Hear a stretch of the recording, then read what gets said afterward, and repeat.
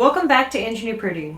Have you ever wondered why Usakumya's eyes are red or why they wear a hood? Today I'm going to be making Baby the Starshine Bright's very first release of Usakumya while we delve into the history and heartbreaking backstory of our little red-eyed friend. If you enjoy videos like this, please be sure to subscribe and leave a comment down below to let me know what you'd like to see more of. Now you're probably wondering, how are you going to make a brand item that was released 22 years ago?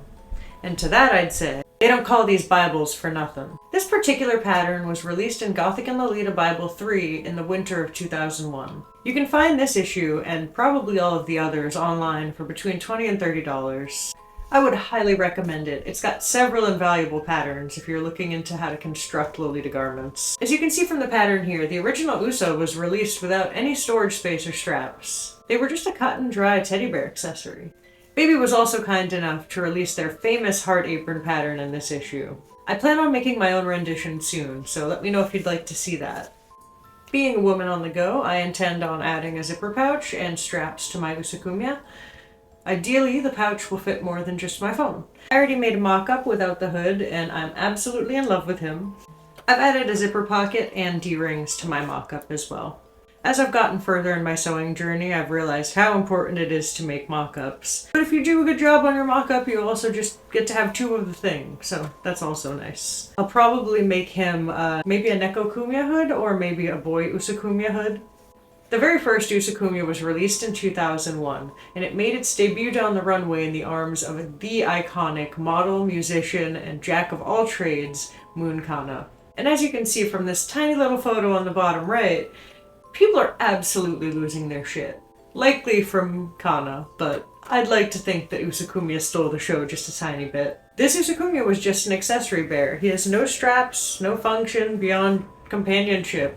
Usakumya wasn't alone in this either. Strapless bears were a trend amongst Japanese Lolitas at the time. As you can see here in this 1999 issue of Kara, a teddy bear is even suggested as a main part of a Lolita cord. And special mentions have to go to this amazing Vivienne Westwood cheetah print pink bear that was particularly popular amongst Japanese Lolitas at the time. The following year we decided that bears had to carry their own weight, and at least a train pass. And with that, the first Usakumya rucksack was released. Several other brands released bear bags with straps that year as well, including the Metamorphose Punkuma rucksack. The first couple iterations of Usa-chan are considered ugly, but I think they're cute in their own way. A few years later, in 2005, we got the most recognizable version of Usakumya, and since then, Usa's appearance hasn't really deviated much. I plan on making this one an amalgamation of maybe the 2001 and 2005 versions with, obviously using the body pattern that I've been given, but I might make changes to the hood as far as the details go. And we're gonna need a handful of materials for this, so let's go over that now.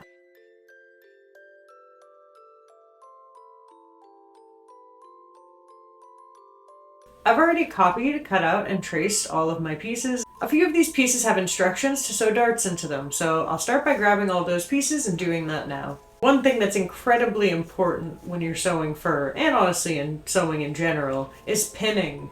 Pin, pin, pin, pin more than you think you need, because fur slips around like crazy. Start by stitching up the arms and legs, making sure to leave enough space to turn it right side out, stuff it, and also attach the limbs. I've made a new pattern piece for the back of Usakumya's body so that I can install an invisible zipper.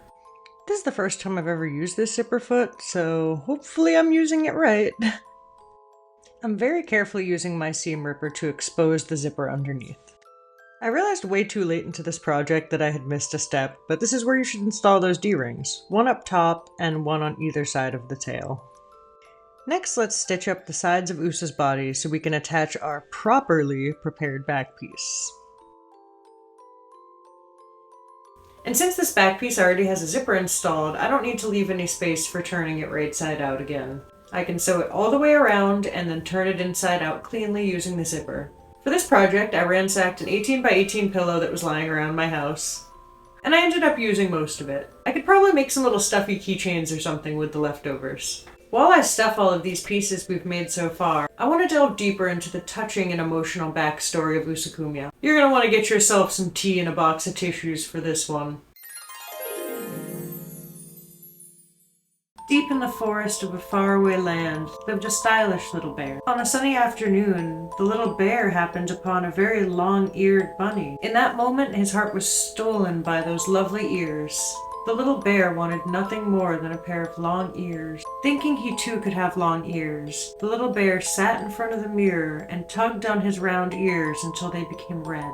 The little bear cried and cried every day because his ears remained the same. Then one day the little bear saw a lovely girl wearing baby's clothing. She listened to his story from beginning to end and decided to grant the little bear's wish. As if by magic, the girl presented the bear with an exquisite bunny-eared bonnet. The little bear placed the bonnet on his head, and then he looked at himself in the mirror. All of a sudden, the tears stopped. The little bear looked just like a little bunny, with red eyes from endless crying, and long ears atop his head. The girl exclaimed, "So cute! Where I'm from, we call bears Kumya. From now on, you'll be known as Usakumya-chan." The little bear was so happy he traveled to Candyland, where the girl resides. Everyone there wears baby's clothing, and everything is cute and sweet. Usakumya and the magical girl spent many fun-filled days in Candyland.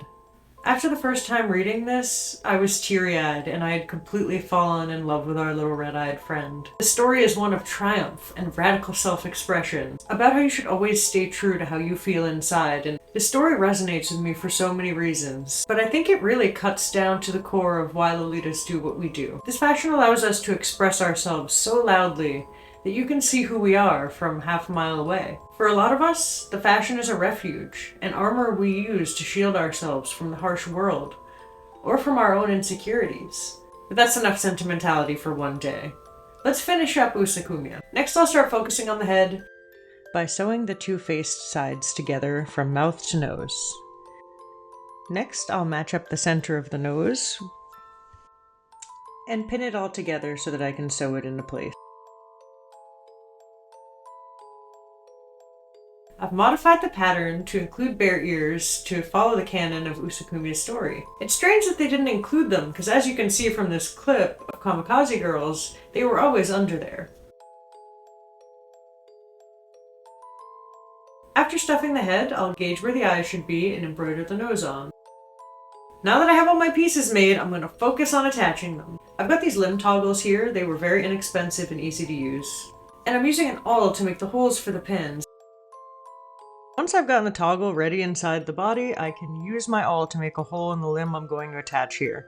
Once the pin is threaded through the other limb, I can add on and secure the washers on the limb side. Now I've just got to attach the rest of the limbs. Once a limb has been attached, you can finish stuffing it where you left that space for toggles or stitching, and then stitch the opening closed. To make the tail, we'll stitch around the edge of this small circular piece, and then once we've reached our first stitch, we're going to start pulling to gather it up. Put some stuffing into your half-gathered circle and then pull the stitches tight to seal it up. Now I'll stitch it onto the body right underneath the zipper opening. This method can be used to make pom-poms for winter wear items too. And to complete the base, we just need to neatly stitch on the head. It was at this moment that he knew. He fucked up. So chronologically, this is where I had realized that I completely missed a step and forgot to add my D-rings on. So I plan on using some white embroidery floss to attach them on. No big deal, I just need to go over a bunch and make sure they're well reinforced. Now we'll work on the renowned hood. It's basically the head assembly, just missing the facial curves. Go ahead and stitch those pieces together to form a hood base. Next, you'll ruffle the lace you plan to use if you plan to embellish the hood at all. Sew it on by hand or machine, and then turn the seam allowance under, stitching it in place along the inside of the hood. Sew the sides and curve of each rabbit ear, leaving the bottom open for turning. Then stitch the ears onto your bonnet. I added ribbon embellishments for extra flair, as well as a ribbon closure so that I can mix and match hoods in the future.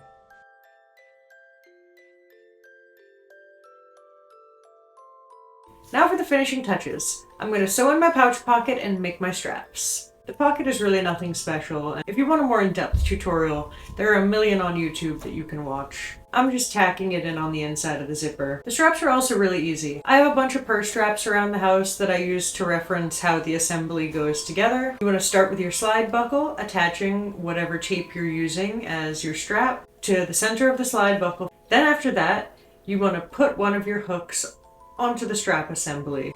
Then you can weave your strap through your slide buckle. Once you've woven the strap through your slide buckle and the adjuster is working, I'm really reinforcing the strap, going over it in an X formation as well as hitting the top and bottom.